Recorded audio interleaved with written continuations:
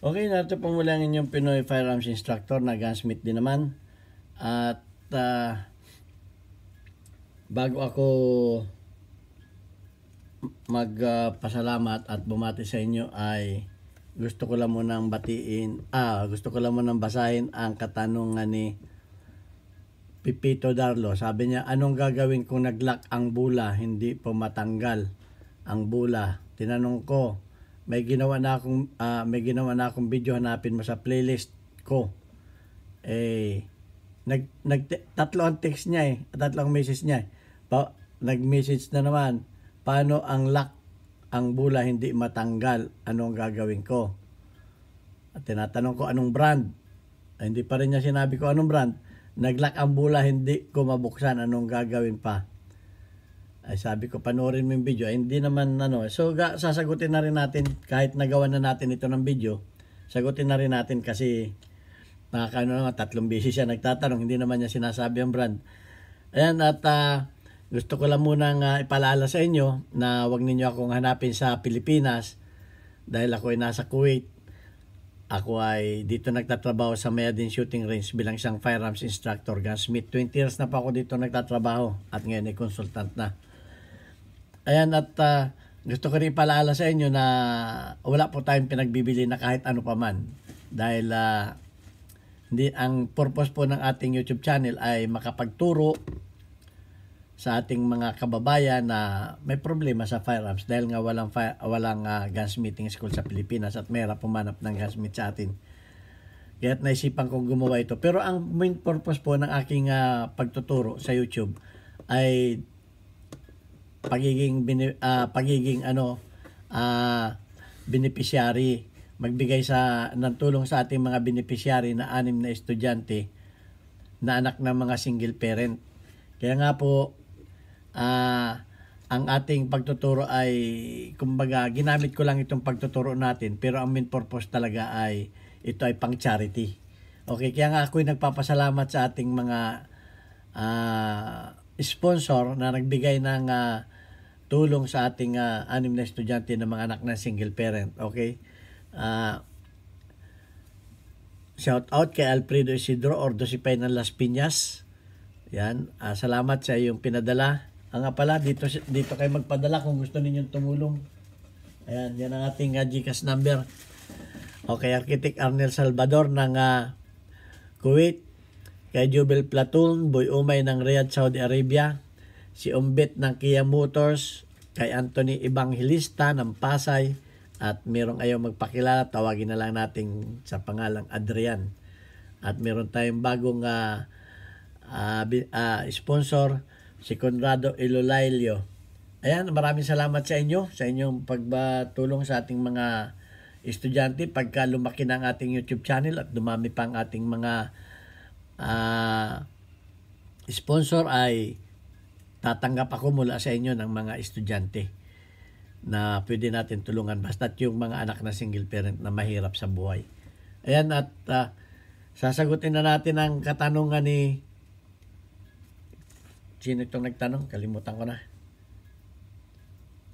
Ni Pipito Darlo. Okay, Pipito Darlo. Dahil ikaw ay 3 beses na nagtanong, sagutin na natin. Hindi mo sinabi kung anong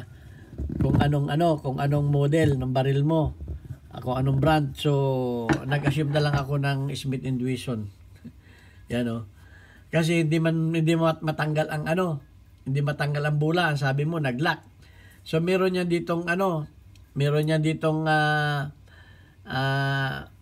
yung release pang-release ng cylinder release button. Ito itutulak mo paano. Yung mga Colt, yun naman ay hinahatak pa ganon, yung mga Colt. Ito naman tinutulak.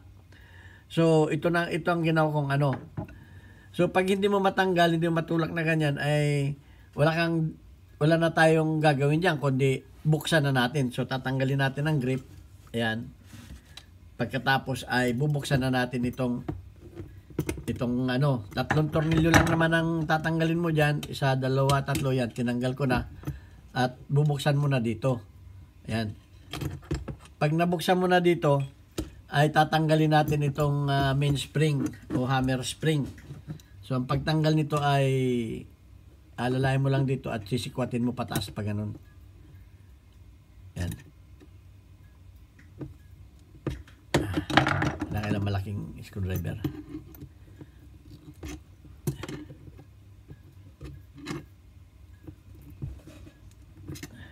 Ba, mahirap tanggalin na.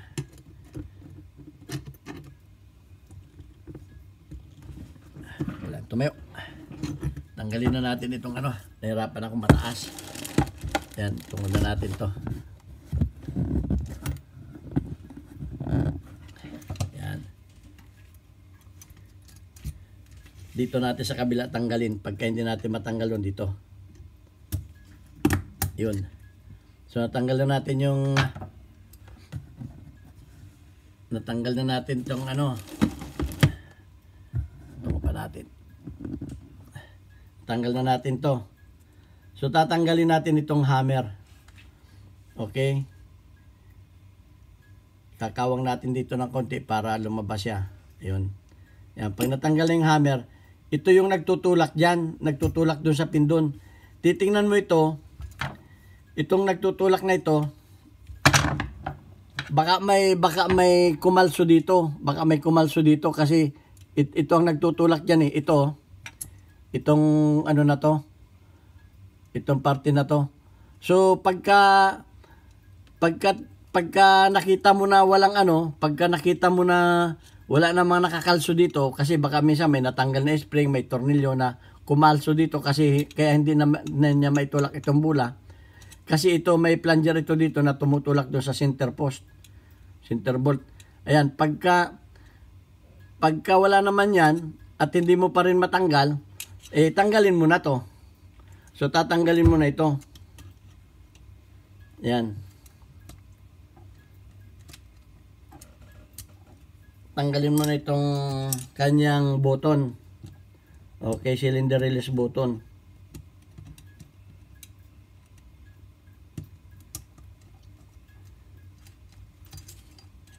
Ayan, matanggal.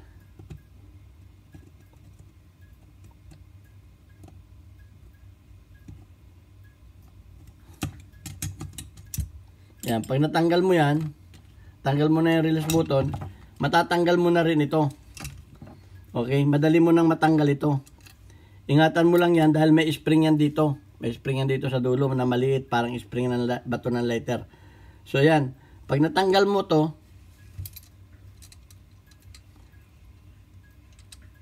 yan, pag natanggal mo na ito kasi yung plunger niya, ito yung nagtutulak dun sa ano eh, sa center screw. Kukuha ka naman ng, susundutin mo na ito ngayon dito.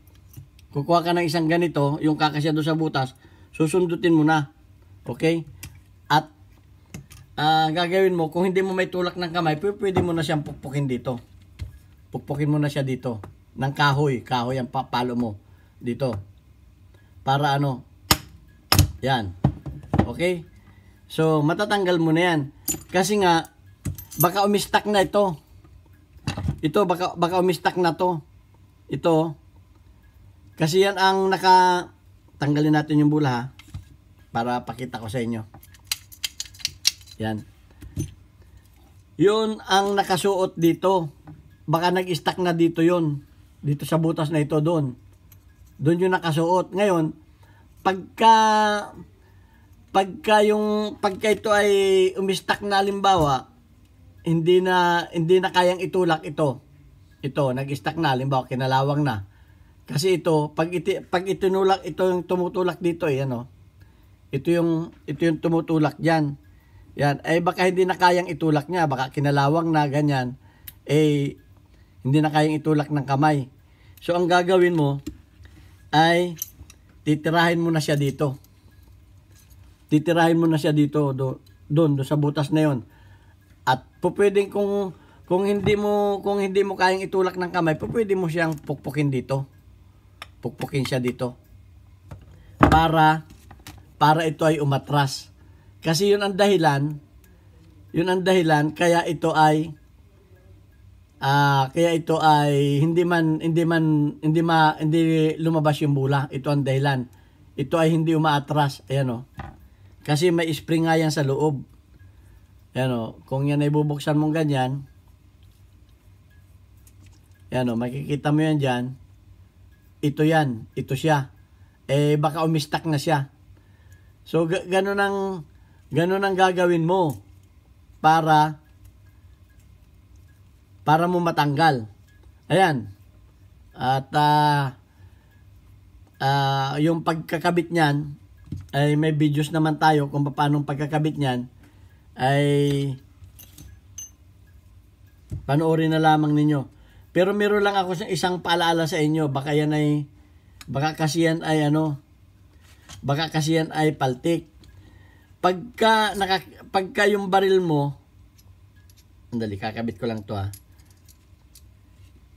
Ito lagi kong pinapaalala sa inyo kasi pagka mga paltik ang baril ninyo ay hindi ninyo maasahan yan.